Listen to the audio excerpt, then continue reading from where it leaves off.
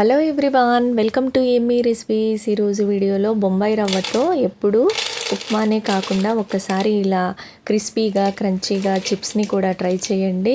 పిల్లలకి స్నాక్స్ బాక్స్లోనికైనా లేదా పెద్దవాళ్ళు టీతో పాటు టైంపాస్గా తినడానికైనా ఈ చిప్స్ చాలా చాలా బాగుంటాయి, క్రిస్పీగా టేస్టీగా. మరి ఈ చిప్స్ని ఎలా చేసుకోవాలో చూసేద్దాం రండి. ఒక మిక్సీ జార్లోనికి ఒక 2 కప్పుల సూజీ రవ్వని వేసుకొని ఈ రవ్వని ఒక్కసారి గ్రైండ్ చేసుకోవాలి. ఈ రవ్వ మరి మెత్తగా పిండిలా రాదు, కానీ కాస్త పొడి పొడిగా ఉంటుంది. ఇలా గ్రైండ్ చేసుకొని ఒక ప్లేట్లోనికి తీసుకోవాలి ఈ పిండిని. తర్వాత ఇందులోనికి నేను ఇంట్లో పిజ్జా మిక్స్ ఉంటే వేస్తున్నాను. మీ దగ్గర ఇది లేకపోతే ఒక 1/2 టీ స్పూను చిల్లీ ఫ్లేక్స్ వేసుకోండి, ఒక 1/2 టీ స్పూను వాము, ఒక 1/2 టీ స్పూను జీలకర్ర, అలాగే తగినంత సాల్ట్, కొద్దిగా పసుపు, మీరు తినే కారాన్ని బట్టి కారం యాడ్ చేసుకోండి.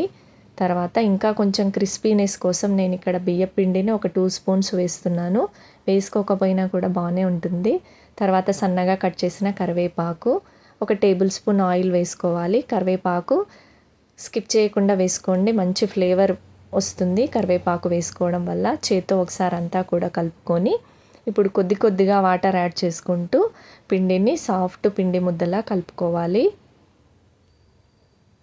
ఇక్కడ చూపిస్తున్నట్టుగా ఇలా సాఫ్ట్గా కలుపుకోవాలి.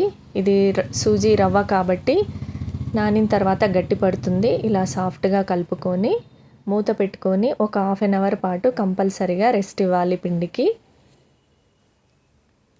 నేను ఇక్కడ ఒక 1/2 అవర్ తర్వాత చూపిస్తున్నాను. పిండి చాలా గట్టి పడింది. ఇప్పుడు ఈ పిండి ముద్దలోంచి చిన్న పిండి ముద్దను తీసుకొని బియ్యం పిండి కానీ గోధుమ పిండి కానీ వేసుకుంటూ ఎంత సన్నగా వీలైతే అంత సన్నగా చపాతీలా చేసుకోవాలి. ఇక్కడ చూపిస్తున్నట్టుగా ఈ మందంలో చేసుకోండి, అప్పుడే క్రిస్పీగా క్రంచీగా వస్తాయి చిప్స్. ఇలా చేసుకొని నచ్చిన షేప్లో కట్ చేసేసుకోవాలి. నేను ఇక్కడ డైమండ్ షేప్లో కట్ చేస్తున్నాను, మీరు కావాలంటే స్క్వేర్ షేప్లోనైనా కట్ చేసుకోవచ్చు.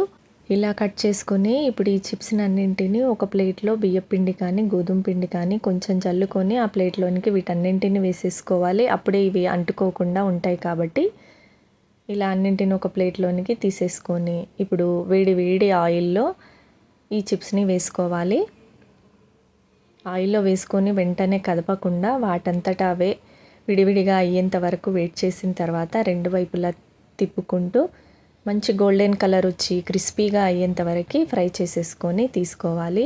మిగతా అన్నింటిని కూడా ఇదే విధంగా ఫ్రై చేసేసి తీసేసుకున్నామంటే ఎంతో క్రిస్పీగా క్రంచీగా చిప్స్ రెడీ అండి. టేస్ట్ అయితే చాలా చాలా బాగున్నాయి. ఈ చిప్స్ వారం 15 రోజులైనా కూడా స్టోర్ ఉంటాయి ఒక్కసారి చేసి పెట్టుకున్నామంటే.